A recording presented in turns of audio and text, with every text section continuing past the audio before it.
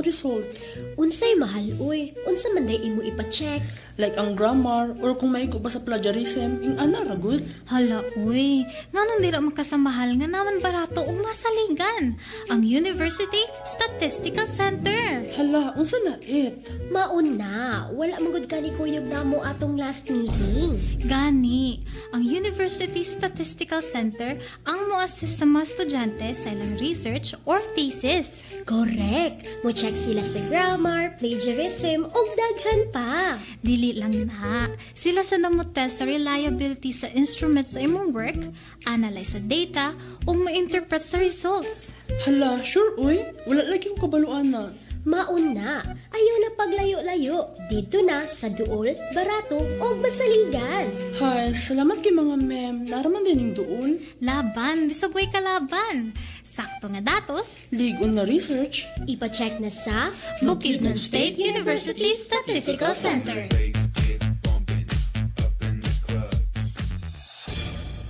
This is 104.5 DXBU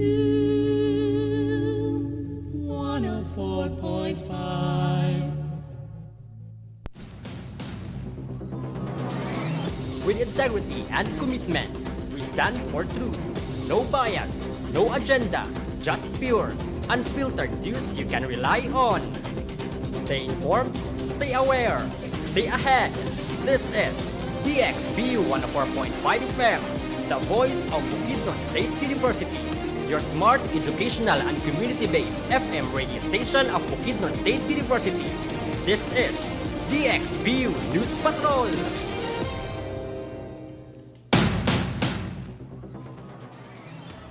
You are listening to DXBU 104.5 FM, the smart, educational, and community-based FM radio station of Bukidnon State University. Welcome to the program. This is DXBU News Patrol, bringing the latest news from local, national, and international that matters. Good morning. This is Mosken Enta together with Charis Lagumbay, Marslin Amulato. Today is Friday, 11th day of July 2025. And before we start, we would like to acknowledge the following smart, especially to our smart Bukidnon State University President, Dr. Joy Emirasol, together with our Vice Presidents. Vice President for Research, Extension, and Innovations, Dr. Karina Juan V. Barroso. Vice President for Academic Affairs, Dr. Hazel Jen M. Abuela. Vice President for Administration and Finance, Mr. Dantes Victoria Jr. Vice President for Culture, Arts, Sports, and Student Services, Dr. Lincoln B. Tan. Also to our DXBU Operation Manager, Engineer Manuel Chad G. Agrob, and to all DXBU News and Technical team on duty today. Mr. Gino Taeras, our live streaming assistant and our technical on duty. And also to Ma'am Colette as our teleprompter. And now, let's start our news for today. These are the headlines.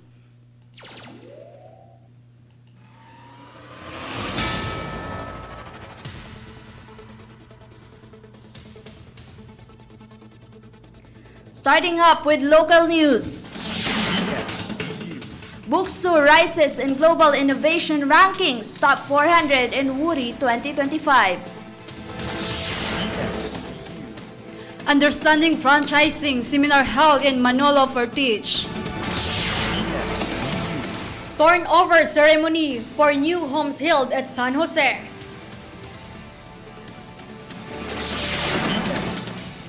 Barangay Maligaya hosts successful health outreach. For our regional news, Cagayan de Oro Cleanro initiates dry run of gas analyzer for smoke blanching. Uncertainty looms over December barangay and SK elections according to COMELEC Region 10. South Korean media explores Misamis Oriental's tourist James.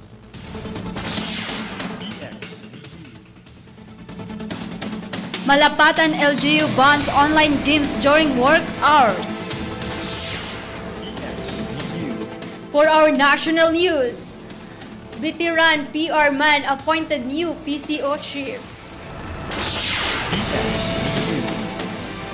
Department of Development pushes for online gambling tax amid social risks. LTU launches online driver license renewal via e-government Philippines app. Education Secretary Angara reminds UP grads of public investment in Mindanao.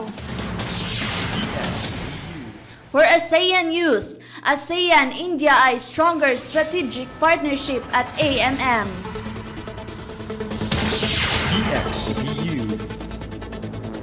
For the international news, Thailand's viral pygmy hypo modding celebrates first birthday. For our sports news, Alas Pilipinas showcases deep with victory over Vietnam. And for showbiz news, Joshua Garcia and Carlo Aquino connected to the controversial that it's okay not to be okay paper.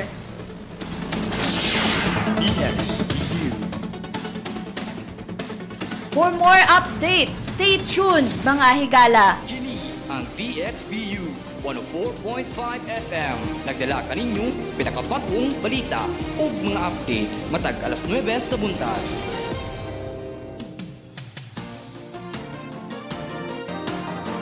Weather update. For our weather update, based on the PAG-ASA's 4 a.m. weather forecast, there is no tropical cyclone or low pressure area currently within the Philippine area of responsibility. The entire Mindanao region will experience cloudy skies accompanied by scattered rain showers, lightning, and thunderstorms due to the prevailing southwest monsoon or habagat. Expect light to moderate winds from south to southwest, resulting in wave heights of 0.6 to 2.1 meters across Mindanao's coastal waters. The province of Bukidnon, including the cities of Malaybalay and Valencia and nearby areas, will be experiencing a cloudy skies with scattered rain showers and thunderstorms due to southwest monsoon or hanging habagat. Light to moderate winds coming from the south to southwest directions will prevail. Possible flash floods or landslides due to moderate to at times heavy rains. Meanwhile, here over in Malaybalay City, the temperature ranges from 20 degrees Celsius to 29 degrees Celsius. The minimum temperature recorded today was 20.0 degrees Celsius at 5 a.m., while the maximum temperature yesterday reached 28.8 degrees Celsius at 2 p.m. yesterday. The maximum relative humidity this morning is 94% at 5 a.m. and the minimum relative humidity yesterday was 74% at 2 p.m. For astronomical information over Malaybalay City, sunrise today is at 5:28 a.m. and the sunset will be at 6:02 p.m.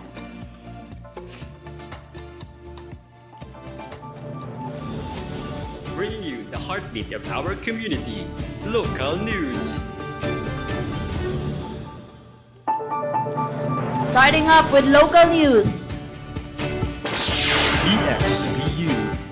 Bukidnon State University has significantly climbed the global innovation ladder, securing an impressive 161st overall rank out of 1,253 universities from 87 countries in the World University Rankings for Innovation 2025. This leap from last year's 266th position highlights BukSU's strong commitment to impactful education. The announcement made at the 5th Hanseatic League of Universities Conference celebrated BukSU's notable placements in key innovations categories, 43rd in student support and engagement, 22nd in technology or infrastructures, and 16th in cost effectiveness or benefit management. These achievements underscore BukSU's inclusive, tech-driven and resource-efficient approach, aligning with WURI's focus on practical societal contributions and innovative strategies. Through initiatives like Smart BukSU Helix, the university continues to redefine the role of public universities in the 21st century. BukSU.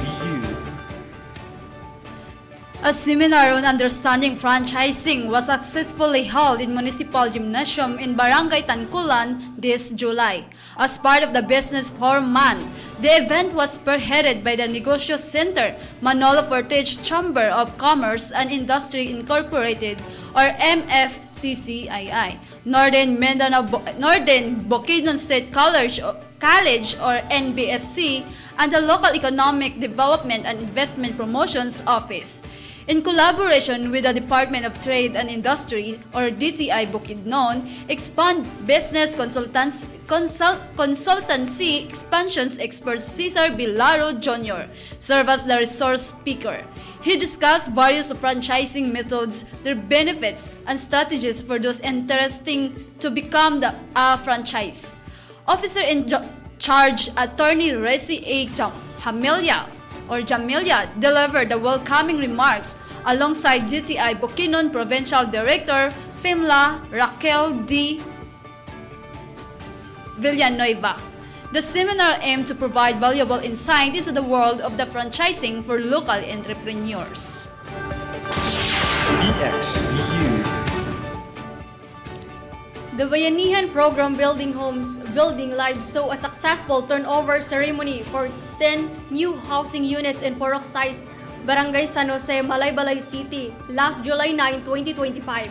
This vital project was spearheaded by the City Urban Development and Housing Office with significant support from the Bukidnon Government Employees Cooperative. City Mayor G. Warren R. Pabillaran lead the ceremony alongside BUJEMSCO. Exclusive committee members including CEO Ms. Benos P. Lubguban and Chairperson Mr. Richel R. Ukit. Also present were representatives from Honorable Erwin E. Damasco, CUDHO staff led by Mr. Perfecto Ribayo, the beneficiaries and other guests. The 10 housing units constructed by BUJEMCO were awarded to families from Sitio, Panamukan, Barangay San Jose who were affected by a recent landslide. Mayor Pabillaran expressed gratitude to BUJEMCO for their support and encouraged others to join the cooperative, emphasizing the project as a genuine effort to help neighbors in need. The beneficiaries in turn extended their heartfelt thanks to Malaybalay local government and Mayor Pabillaran for their crucial backing in making the program a success. BukSU. A comprehensive barangay outreach activity was successfully held in Barangay Maligaya last July 3 and 7, 2025 at the covered court. The initiative led by Punong Barangay Mrs. Adelina Perez and Kagawad on Health Mrs. Judita Kagape was a collaborative effort with Malaybalay City Health Office. The health personnel, including Ms. Marlene Bagunok, Mr. Binson Rafael Sarsuelo, nurses from National Tuberculosis Control Program, and NTPI Ramon Lamuso, actively participated. The outreach provided by the vital services to residents of Purok 5 and 6, including feeding programs for children, active case finding for potential tuberculosis patients, free medical checkups, profiling for non-communicable diseases, and sputum collection for GENE experts testing for presumptive TB patients, and free chest x-rays. The activity aimed to combat child malnutrition, deliver essential health services to hard-to-reach communities, and monitor NCD patients by bringing medical services directly to the community through mobile transport and on-site services. The program ensured residents had crucial access to healthcare, demonstrating a strong commitment to public health in Barangay Maligaya. Covering the stories that matter across the region. Regional News.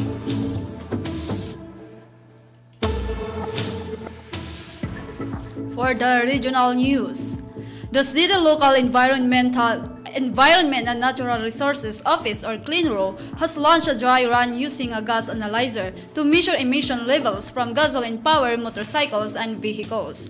CLEANRO Environmental Officer Gisa May Dakuta stated that the initiative aims to assess smoke emission as part of the city's anti-smoke belching campaign and air quality protection efforts. Daguta clarified that gasoline vehicles should not exceed 2.5 carbon and 1,000 hydrocarbon in their exhaust. The gas analyzer provides a more precise and efficient way to assess potentially harmful emissions. While this dry run focuses on gasoline vehicles, no offense and violation receipts or OVRs can be issued yet, as there no specific ordinance for it. However, the same machine can be used for diesel engines like passenger jeeps, and existing regulation can be applied to them. This move underscores CLEANRO's commitment to ensure cleaner air for Cagayan de Oro. BukSU. The fate of upcoming barangay and sangguniang kabataan elections scheduled for December this year remains uncertain, according to COMELEC Ms. Or Provincial Election Supervisor Attorney Carleto Ravilo. August is the Commission on Elections critical allowance period for preparations, despite the lack of definitive decision regarding the elections. Ravilo stated that COMELEC will continue with its preparations. In line with this, the Commission will conduct a voters registration from August 1 to August 10. This proactive stance ensures COMELEC is ready should the election proceed as planned, even as official confirmation is awaited. BukSU. Misamis Oriental recently hosted South Korean news media and travel bloggers, eager to showcase the province's diverse tourist attractions. The Misamis Oriental provincial government extended a warm welcome, presenting various beaches, eco-tourism sites, and local delicacies. The visit serves a significant opportunity for Misamis Oriental to gain international exposure.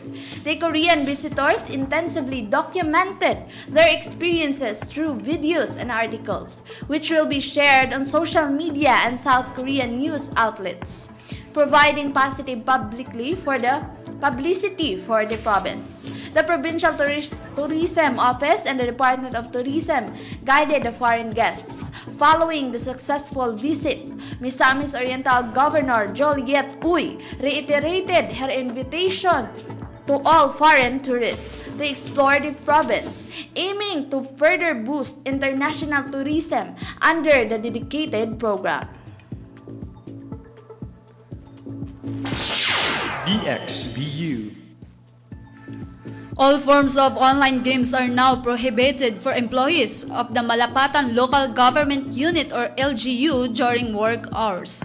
Mayor Salwe Sombo Jr. issued that directive after observing that some employees were losing focus on their duties due to playing online games on their phones or office computers. The ban includes popular games like Scatter and similar applications, which the mayor noted after negatively impact employee performance and public service. Mayor Sombo emphasized that anyone caught violating the order of face penalties, including administrative cases depending on the infraction. He stressed that work discipline is fundamental to effective service, and that all employees, regardless of their position, must show genuine integrity and dedication. The directive is effective immediately and applies to all departments under the Malapatan LGU. From coast to coast, national news.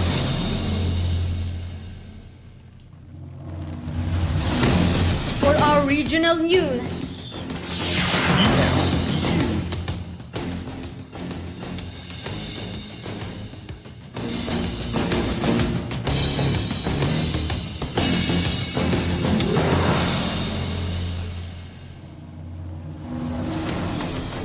for our national news, veteran public relation practitioner and former journalist Dave Gomez has been appointed the new Secretary of the Presidential Communication Office, becoming the fifth person to hold the post under President Ferdinand Marcos Jr.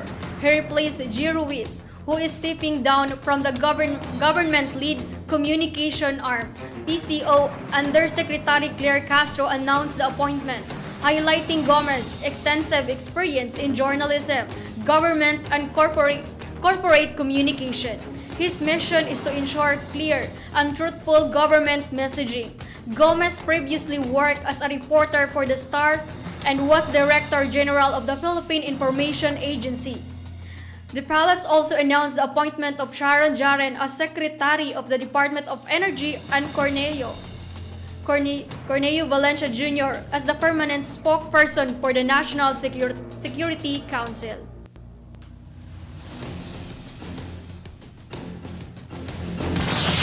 BukSU, The Department of Economy, Planning and Development is advocating for the taxation of online gambling, citing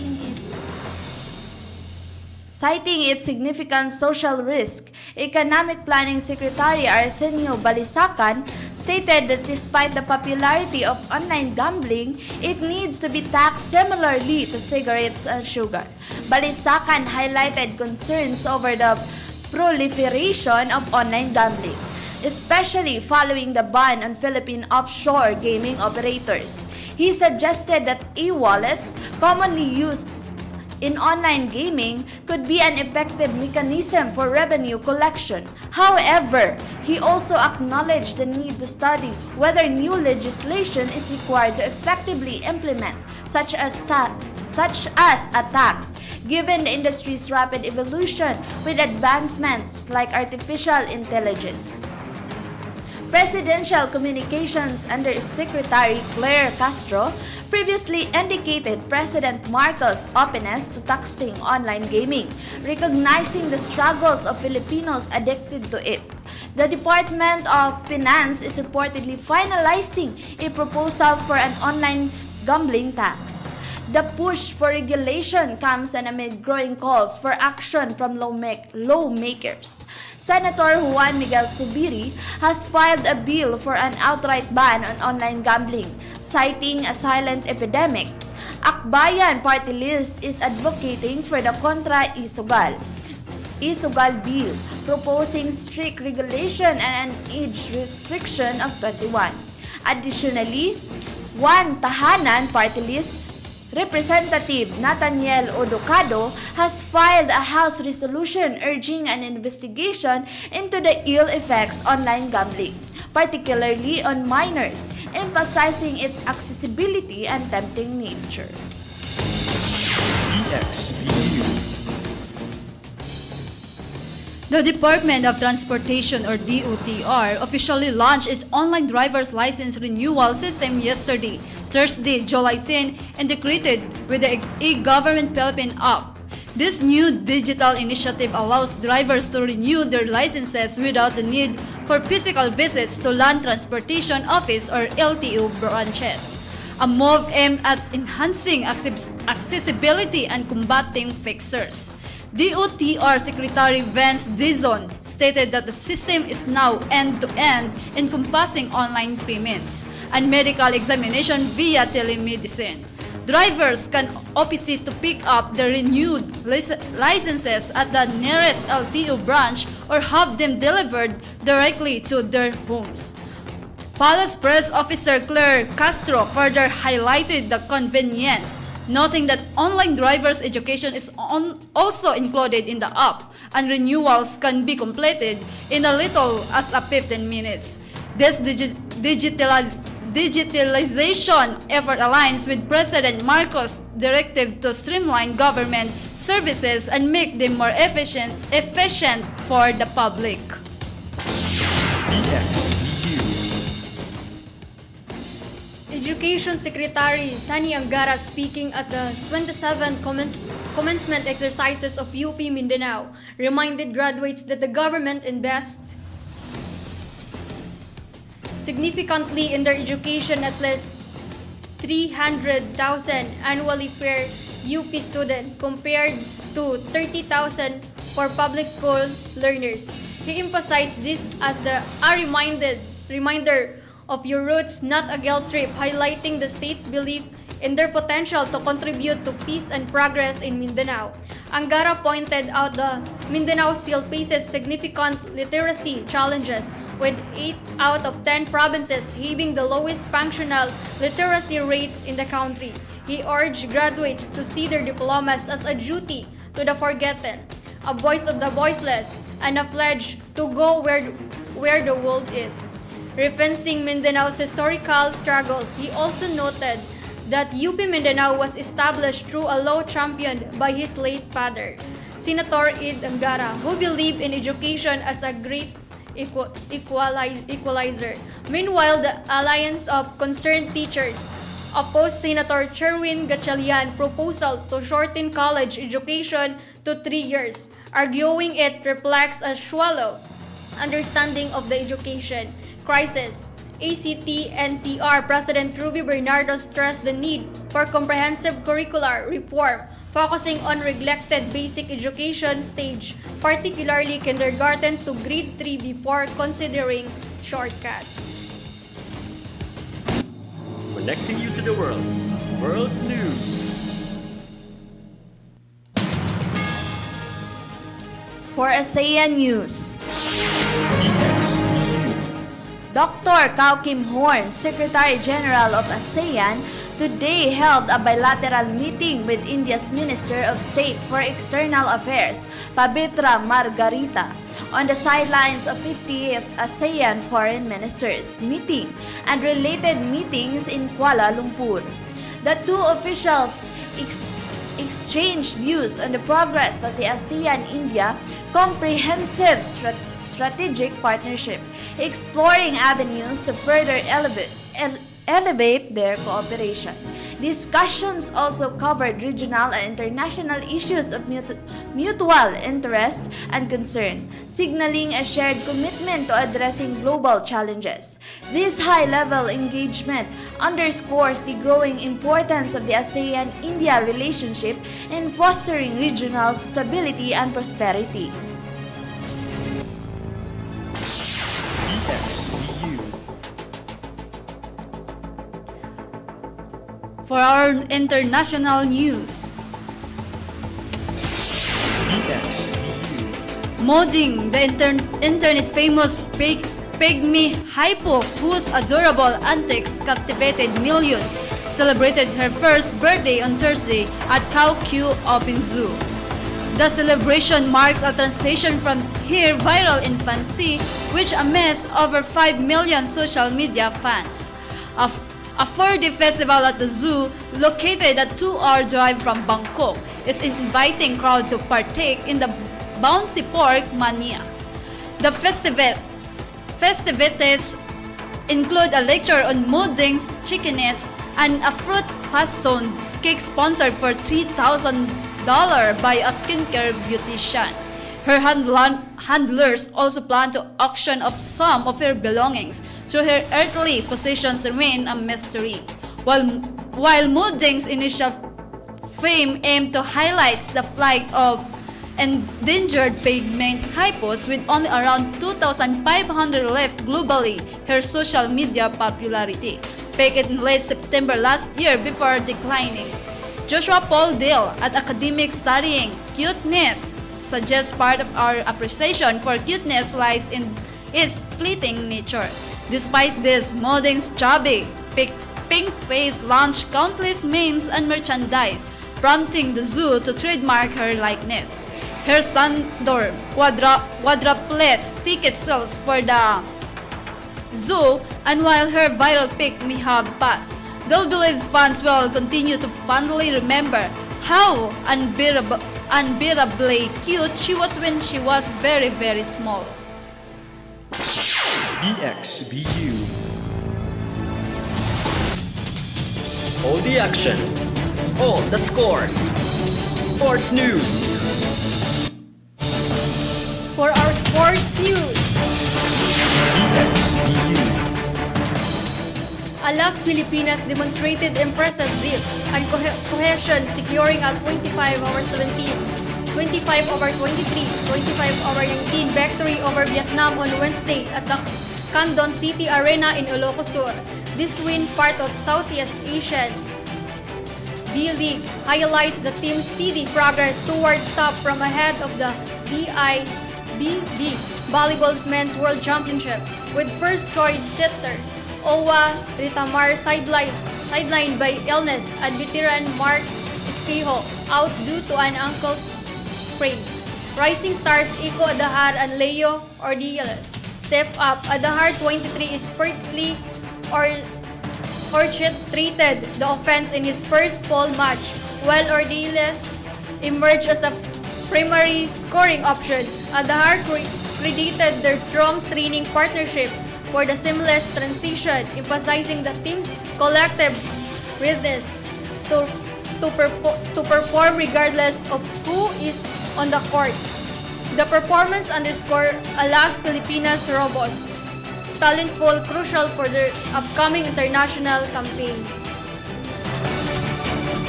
Lights, camera, headlines, showbiz news. For showbiz news.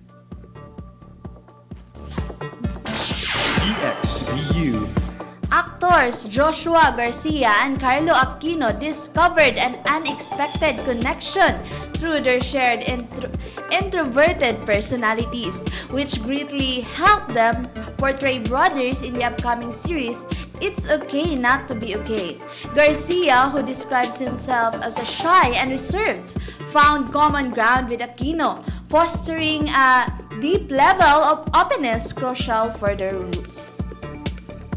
Director Mi Cruz Alviar, who is leading the adaptation of the popular Korean drama, revealed that Aquino, who plays the older brother with autism, immersed himself early on by spending time at a school for individuals with autism.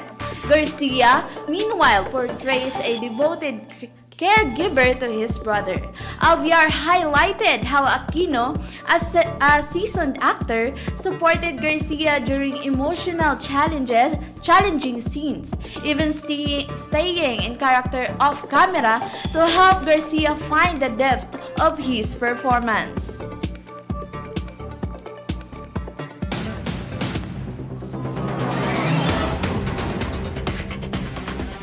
And for our announcement, for the aspiring applicants for graduate program entrance test, Bukidnon State University Graduate Studies is pleased to announce additional admission examination schedules for the first semester of school year 2025 to 2026.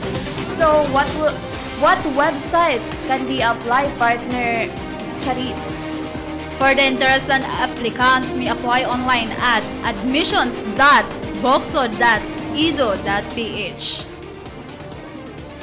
Online application will be open on these exclusive dates, July 12 and 13, 2025. And for those applicants who want to visit personally, partner Merslin, where can they go? So in person on July 19, 2025 at 8 a.m. and 1 p.m. at BukSU Auditorium. So what are the requirements, partner Charis? The requirements is soft copy of 2x2 ID picture, scanned copy of transcript or record or TOR, scanned copy of honorable dismissal, and payment of admission exam fee 675 pesos. Okay, so we look forward to welcoming you to our diverse and dynamic graduate studies community.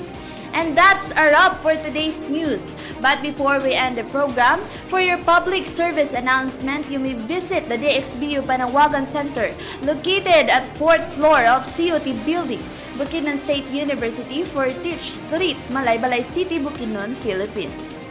And please like and share our Facebook account, DXBU 104.5 FM station, and like and subscribe to our YouTube channel, the DXBU FM station. And we would also like to acknowledge the following, especially to our smart Bukidnon State University President, Dr. Joy M. Resol, together with our Vice Presidents. Vice President for Research, Extension and Innovation, Dr. Karina Joan V. Barroso. Vice President for Academic Affairs, Dr. Hazel Jen M. Abuela. Vice President for Administration and Finance, Mr. Dante S. Victoria Jr. Vice President for Culture, Arts, Sports, and Student Services, Dr. Lincoln V. Tan. And also to our DXBU Operation Manager, Engineer Manuel Chadji Agrob, and to all our DXBU News and Technical team on duty, and to our student interns. For our teleprompter for today, Miss Colette, and for our live streaming assistant today is Gino Taer. And stay tuned to our Balita Patrol later at 3 in the afternoon. This is Mosken Enta together with Charisse Lagumbay. Marceline J. Amolato. And this is DXBU News Patrol. Good morning, Bukidnon. Good morning, Malaybalay City. And good morning, Bukidnon State University. And God bless us all.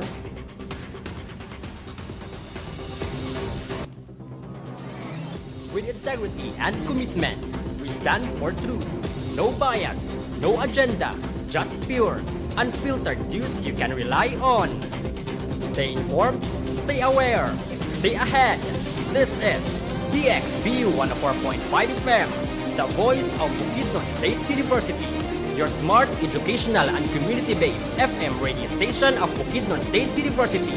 This is DXBU News Patrol.